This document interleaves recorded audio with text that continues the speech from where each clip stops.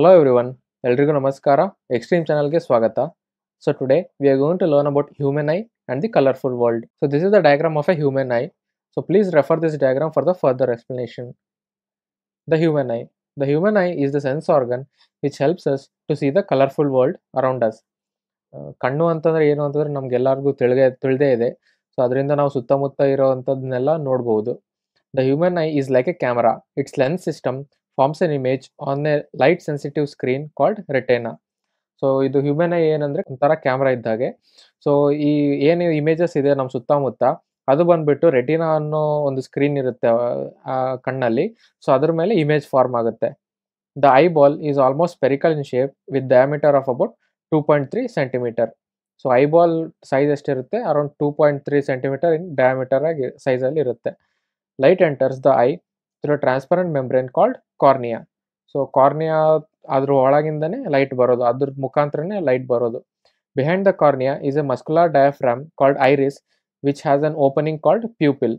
So all this is which I am explaining. You please refer to the previous diagram. The pupil controls the amount of light entering the eye. The eye lens helps to focus on the image of objects on the retina. The ciliary muscles helps to change the curvature of the lens and to the change its focal length. So please look into this figure or whichever I have explained. So working of the eye. So ಕಣ್ಣು ಹೇಗೆ ಕೆಲಸ ಮಾಡುತ್ತೆ, ನಾವು ಹೇಗೆ ಎಲ್ಲ ಸುತ್ತಮುತ್ತ ಇರೋ ವಸ್ತುಗಳನ್ನು ನೋಡಬಹುದು. The eye lens forms a real inverted image of the object on the retina. So eye lens ಏನಿದೆ, so as you can see here, there is an eye lens, right? The blue color part. So what happens is that the eye lens form a real inverted image of the object on the retina. So ಆ lens ಏನಿದೆ retina ಮೇಲೆ, retina ಅಂದರೆ ಹಿಂದ್ಗಡೆ last ಇದೆ ಕಾಣ್ತಿದೆ ಅಲ್ವಾ? So ಆ retina ಮೇಲೆ ಇನ್ವರ್ಟೆಡ್ ಇಮೇಜ್ ಫಾರ್ಮ್ ಆಗುತ್ತೆ. ಇನ್ವರ್ಟೆಡ್ ಅಂತಂದ್ರೆ ಏನು? ಉಲ್ಟಾ. ಸೊ ಈಗ ಸ್ಟ್ರೈಟ್ ಇರೋದು ಉಲ್ಟಾ ಇಮೇಜ್ ರೆಟಿನಾ ಮೇಲೆ ಬೀಳುತ್ತೆ. The light sensitive cells in the retina then produce electrical signals which are carried by the optic nerve to the brain. So retina ಮೇಲೆ ಆ ಇಮೇಜ್ ಬಿದ್ಮೇಲೆ ಆ ಸಿಗ್ನಲ್ಸ್ ಏನಿರ್ತವೆ ಅದು ಬ್ರೈನ್ಗೆ ಹೋಗುತ್ತೆ. The brain process the information and sense the message to the eye and then we see the object. So ಆ image retina ಮೇಲೆ ಬಿದ್ಮೇಲೆ ಅದ್ರ ಸಿಗ್ನಲ್ಸ್ ಬ್ರೈನ್ಗೆ ಹೋಗ್ತವೆ. ಸೊ ಬ್ರೈನ್ಗೆ ಸಿಗ್ನಲ್ಸ್ ಬಂದ ಕೂಡಲೇ ಅದು ವಾಪಸ್ ನಮಗೆ ಕಣ್ಣಿಗೆ ಸಿಗ್ನಲ್ ಕಳಿಸುತ್ತೆ. ಆಗ ನಾವು ಸುತ್ತಮುತ್ತ ಇರೋ ಆಬ್ಜೆಕ್ಟ್ಸ್ನ ಅಥವಾ ವಸ್ತುಗಳನ್ನು ನೋಡಬಹುದು. Power of accommodation of the eye. The ability of the eye lens to see both near and distant object adjusting it focal length is called the power of accommodation of eye. Power of accommodation of eye ಏನು ಅಂತಂದರೆ, so ಈಗ ನಿಮ್ಮ ಕಣ್ಗಳಿಂದ ನೀವು ತುಂಬ ಹತ್ತಿರ ಇರೋ ಆಬ್ಜೆಕ್ಟ್ನು ನೋಡ್ಬೋದು ಅಥವಾ ತುಂಬ ದೂರ ಇರೋ ವಸ್ತುನೂ ನೋಡ್ಬೋದು ಅಲ್ವಾ? ಸೊ ತುಂಬ ಹತ್ತಿರ ಇರೋ ಆಬ್ಜೆಕ್ಟ್ ನೋಡಬೇಕಾದ್ರೆ ಅದ್ರ ಮೇಲೆ ಫುಲ್ ಕಾನ್ಸಂಟ್ರೇಟ್ ಆಗಿರುತ್ತೆ ಕಣ್ಣೇನಿರುತ್ತೆ ಅದು. ಮತ್ತು ದೂರ ಇರೋ ವಸ್ತು ನೋಡ್ಬೇಕಾದ್ರೆ ಅದ್ರ ಮೇಲೆ ಕಾನ್ಸಂಟ್ರೇಷನ್ ಹೋಗುತ್ತೆ. ಸೊ ಅದನ್ನೇನಂತಾರೆ? Power of accommodation of the eye ಅಂತಾರೆ. The eye lens is composed of a fibrous jelly like material. Its curvature can be changed to some extent by the ciliary muscles. The change in the curvature of the eye lens can change its focal length. When the muscles are relaxed, the lens becomes thin and its focal length increases. When the muscles contract, the lens becomes thick and its focal length decreases. So ಅದು ಹೇಗೆ ದೂರ ಇರೋದು ಮತ್ತು ಹತ್ತಿರ ಇರೋ ವಸ್ತುಗಳನ್ನು ನೋಡ್ಬೋದು ಅಂತಂದರೆ, ಈ ಮಸಲ್ಸ್ ಏನಿರ್ತವೆ ಅದು ತೆಳ್ಳಗೆ ಮತ್ತು ದಪ್ಪಗೆ ಆಗ್ತಾ ಇರ್ತವೆ. ಸೊ ಆ ಮಸಲ್ಸ್ ತೆಳ್ಳಗಿರ್ಬೇಕಾದ್ರೆ ಏನಾಗುತ್ತೆ ಅಂತಂದರೆ ಫೋಕಲ್ ಲೆಂತ್ ಅಂದರೆ ಹತ್ತಿರ ಇರೋ ಆಬ್ಜೆಕ್ಟ್ಸ್ನ ನೋಡ್ಬೋದು. ಅದು ಮಸಲ್ಸ್ ದಪ್ಪ ಆದ ಕೂಡಲೇ ಫೋಕಲ್ ಲೆಂತ್ ಇಂಕ್ರೀಸ್ ಆದರೆ ದೂರ ಆಬ್ಜೆಕ್ಟ್ಸ್ನ ನೋಡ್ಬೋದು. Near point. What is near point? The minimum distance at which the I can see objects clearly is called a near point or least distance of distinct vision. For a normal eye it is 25 centimeter. So near point ಅಂದರೆ ಏನು ಅಂತಂದರೆ, so near point ಆ point ಏನಿದೆ ಅಂದರೆ 25 ಸೆಂಟಿಮೀಟರ್ವರೆಗೂ clear ಆಗಿ ನೋಡ್ಬೋದು. ಅಂದರೆ ಅಲ್ಲಿಂದ ಸ್ಟಾರ್ಟಿಂಗ್ ಪಾಯಿಂಟ್. ಸೊ ಅಷ್ಟು ಹತ್ತಿರ ಇದ್ದರೆ ಮಾತ್ರ, ಸೊ ಅಲ್ಲಿವರೆಗೂ ಮಾತ್ರ ಕಣ್ಣು ಏನಿದೆ ಕ್ಲಿಯರ್ ಆಗಿ ನೋಡ್ಬೋದು ಆಬ್ಜೆಕ್ಟ್ನ ಅಥವಾ ವಸ್ತುನ. Far point. The farthest distance up to which an eye can see objects clearly is called a far point of the eye. For a normal eye it is between 25 centimeter and infinity. So for point ಏನಂದರೆ ನಾವು ಕಣ್ಣು ಅನ್ನೋದು ಎಲ್ಲಿವರೆಗೂ ವಸ್ತುಗಳನ್ನು ನೋಡ್ಬೋದು, ಎಷ್ಟು ದೂರವರೆಗೂ ನೋಡ್ಬೋದು. So ಅದು ಏನಿದೆ 25 ಸೆಂಟಿಮೀಟರಿಂದ ಸ್ಟಾರ್ಟ್ ಆಗಿ ಇನ್ಫಿನಿಟಿವರೆಗೂ. ಇನ್ಫಿನಿಟಿ ಅಂದರೆ ಇನ್ನೂ ಎಷ್ಟಾದರೂ ಇರ್ಬೋದು, ಅದು ಮುಂದೆ ಗೊತ್ತಿಲ್ಲ. ಅಷ್ಟು ದೂರದವರೆಗೂ ಕಣ್ಣುಗಳು ನೋಡ್ಬೋದು. Defects of vision and their correction. So ಏನೇನು ತೊಂದರೆಗಳು ಮತ್ತೆ ಅದನ್ನ ಹೇಗೆ ಸರಿಪಡಿಸ್ಬೋದು ಅಂತ. ಮಯೋಪಿಯಾ ಆರ್ ನಿಯರ್ ಸೈಟೆಡ್ನೆಸ್ ಅಂದ್ರೆ ಏನು? Myopia is a defect of vision in which a person can see nearby objects clearly but cannot see distant objects clearly because the image formed is in the front of the retina. So myopia ಅಂದ್ರೆ ಏನು ಅಂತಂದ್ರೆ ಆ ವ್ಯಕ್ತಿ ಏನಿರ್ತಾರೆ ಅವರು ಹತ್ರ ಇರೋ ವಸ್ತುಗಳನ್ನ ಚೆನ್ನಾಗಿ ನೋಡ್ಬೋದು, ಬಟ್ ದೂರ ಇರೋ ವಸ್ತುಗಳನ್ನ ಕ್ಲಿಯರ್ ಆಗಿ ಕಾಣಲ್ಲ ಅವರಿಗೆ. ಸೊ ಅದನ್ನ ಈ ಡಿಸೀಸ್ನ ಏನಂತಾರೆ? ಮಿಯೋಪಿಯಾ ಅಂತಾರೆ. ಸೊ ಅದು ಯಾಕಾಗುತ್ತೆ ಅಂತಂದ್ರೆ increase in the curvature of the eye lens, increase in the length of the eyeball, and it can be corrected by using suitable concave lens. So ಇದು ಯಾಕಾಗುತ್ತೆ ಅಂತಂದ್ರೆ ಈ ಐ ಕರ್ವೇಚರ್ ಏನಿರುತ್ತೆ ಅದು ಜಾಸ್ತಿ ಆಗಿರುತ್ತೆ, ಅಥವಾ ಐಬಾಲ್ ಲೆಂತ್ ಏನಿರುತ್ತೆ ಅದು ತುಂಬಾ ಜಾಸ್ತಿ ಆಗಿರುತ್ತೆ. ಇದು ಹೇಗೆ ಕರೆಕ್ಷನ್ ಮಾಡ್ಬೋದು ಅಂದ್ರೆ ದೂರದ ಆಬ್ಜೆಕ್ಟ್ ನ ಹೇಗೆ ನಾವು ನೋಡ್ಕೋಬಹುದು ಅಂತಂದ್ರೆ ಕಾನ್ಕೇವ್ ಲೆನ್ಸ್ ಅಂತಾರೆ. ಸೊ ಈಗ ನಾವು ನಾರ್ಮಲ್ ಆಗಿ ಗ್ಲಾಸಸ್ ಯೂಸ್ ಮಾಡ್ತೀವಲ್ಲ, ಸೊ ಈ ಮಯೋಪಿಯಾ ಅನ್ನೋ ಡಿಸೀಸ್ ಇದ್ರೆ ಅಂದ್ರೆ ದೂರದ ವಸ್ತುಗಳು ಚೆನ್ನಾಗಿ ಕಾಣಲಿದ್ರೆ ಕಾನ್ಕೇವ್ ಲೆನ್ಸ್ ಯೂಸ್ ಮಾಡಿ ಅದನ್ನ ನೋಡ್ಬೋದು. ಸೊ ನಮ್ಮ ನಾರ್ಮಲ್ ಗ್ಲಾಸಸ್ ಅಲ್ಲಿ ಕಾನ್ಕೇವ್ ಲೆನ್ಸ್ ಅಥವಾ ಕಾನ್ವೆಕ್ಸ್ ಲೆನ್ಸ್ ಇರ್ತವೆ. ನಮಗೆ ಯಾವ ತರ ಕಾಣಲ್ಲ ಅದ್ರ ಮೇಲೆ ಡಿಪೆಂಡ್ ಆಗಿ concave lens or convex lens use ಮಾಡ್ತೀವಿ. Next, hypermetropia or farsightedness. Hypermetropia is a defect of vision in which a person can see distant objects clearly but cannot see the nearby objects clearly. So ಈ problem ಅಲ್ಲಿ ಏನಾಗುತ್ತೆ ಅಂತಂದ್ರೆ ವ್ಯಕ್ತಿ ಏನಿರ್ತಾರೆ ದೂರದ ವಸ್ತುಗಳನ್ನ ತುಂಬಾ ನೀಟಾಗಿ ಚೆನ್ನಾಗಿ ಕಾಣ್ತವೆ, ಬಟ್ ಹತ್ರ ಇರೋ ವಸ್ತುಗಳೇನಿರ್ತವೆ ಅದು ಕ್ಲಿಯರ್ ಆಗಿ ಕಾಣಲ್ಲ. So this is called as hypermetropia. The image why is this formed ಯಾಕಾಗುತ್ತೆ ಅಂತಂದ್ರೆ decrease in the curvature of the lens, decrease in the length of the eyeball. So ಈ ಪ್ರಾಬ್ಲಮ್ಗಳಿಂದ ಹೈಪರ್ಮೆಟ್ರೋಪಿಯಾ ಆಗುತ್ತೆ.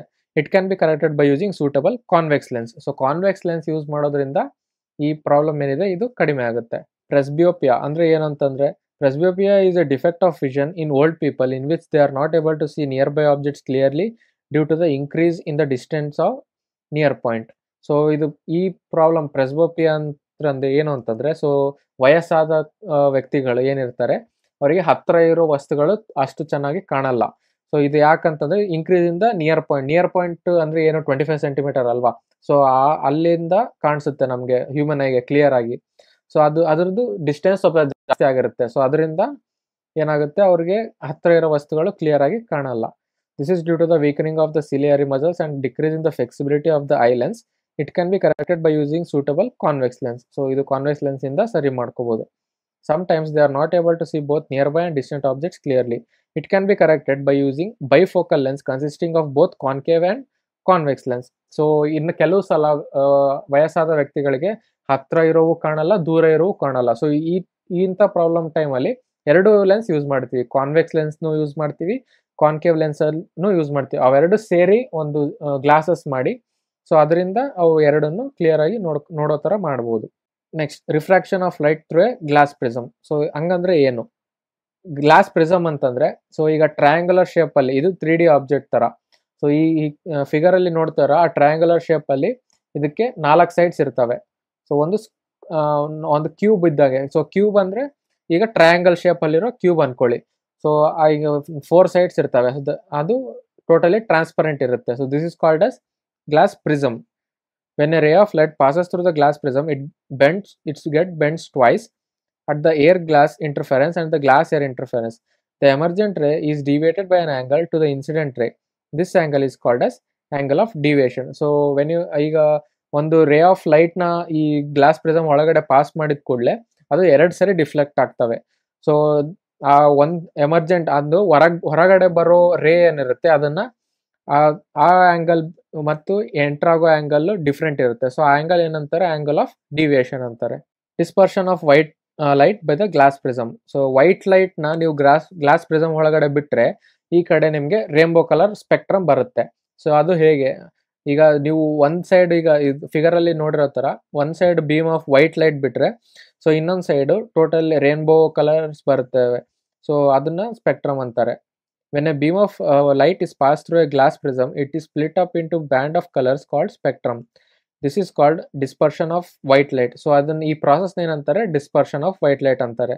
The spectrum of white has the color violet, indigo, blue, green, yellow, orange and red.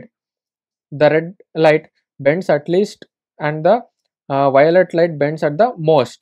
So red light ಏನಿರುತ್ತೆ ಅದು ಸ್ವಲ್ಪ ಕಡಿಮೆ bend ಆಗುತ್ತೆ, ತುಂಬ ಕಡಿಮೆ ಬೆಂಡ್ ಆಗುತ್ತೆ. ಆಮೇಲೆ ವೈಲೆಟ್ ಲೈಟ್ ಏನಿರುತ್ತೆ ಅದು ತುಂಬ ಜಾಸ್ತಿ ಬೆಂಡ್ ಆಗಿರುತ್ತೆ. ಸೊ ನೀವು ಆ ಫಿಗರಲ್ಲಿ ನೋಡ್ಬೋದು. So this is the dispersion. So ಈಗ ವೈಟ್ ಲೈಟ್ ಒಂದು ಕಡೆಯಿಂದ ಪಾಸ್ ಮಾಡಿದರೆ, ಸೊ ಈ ಇನ್ನೊಂದು ಸೈಡಲ್ಲಿ ಹೀಗೆ ರೇನ್ಬೋ ಎಲ್ಲ ಕಲರ್ಸು ಡಿಸ್ಪ್ಲೇ ಆಗ್ತವೆ. ಅದು ಗ್ಲಾಸ್ ಪ್ರಿಸಮ್ ಒಳಗಡೆ.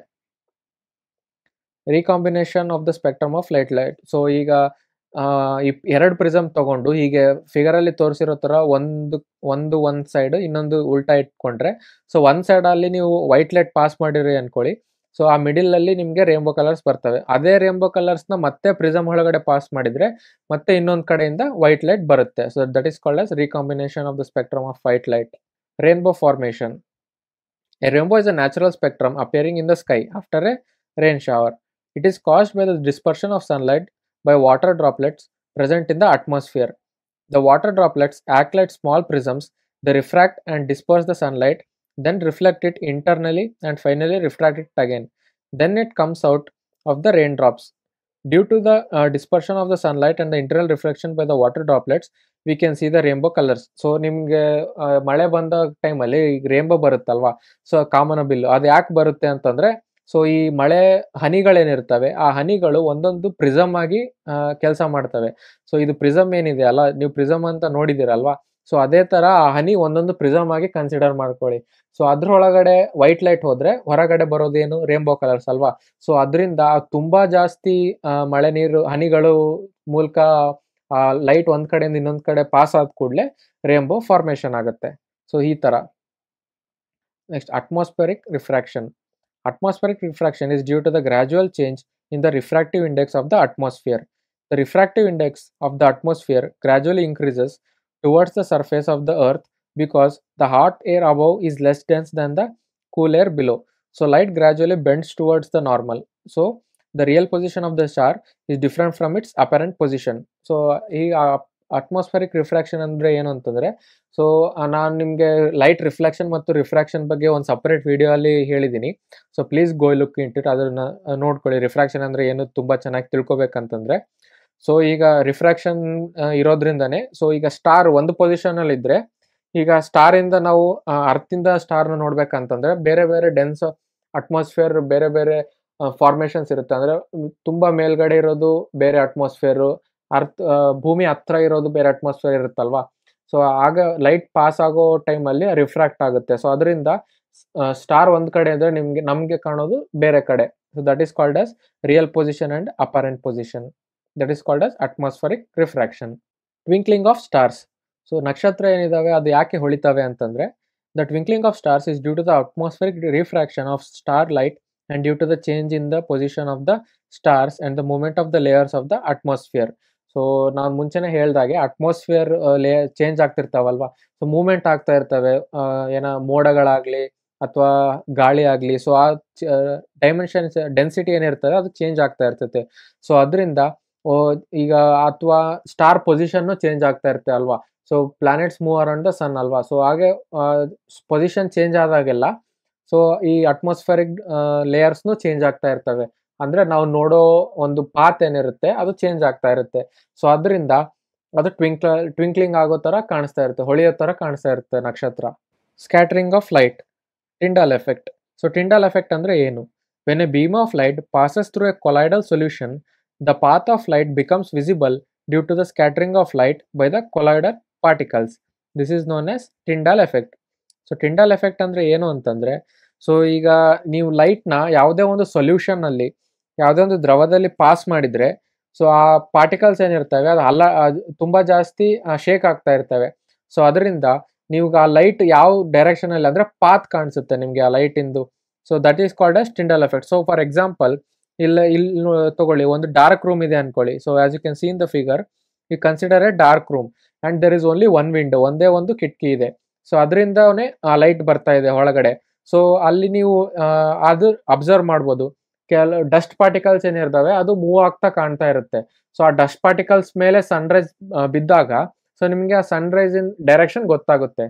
That is called as Tyndall effect. So ಈಗ ಪಾರ್ಟಿಕಲ್ಸ್ನ ಸ್ಕ್ಯಾಟರ್ ಆಗ್ತಾವಲ್ಲ, ಸೊ ಹಾಗಾಗಿ ಲೈಟ್ ಇನ್ ಡೈರೆಕ್ಷನ್ ಗೊತ್ತಾಗುತ್ತೆ. That is called as Tyndall effect.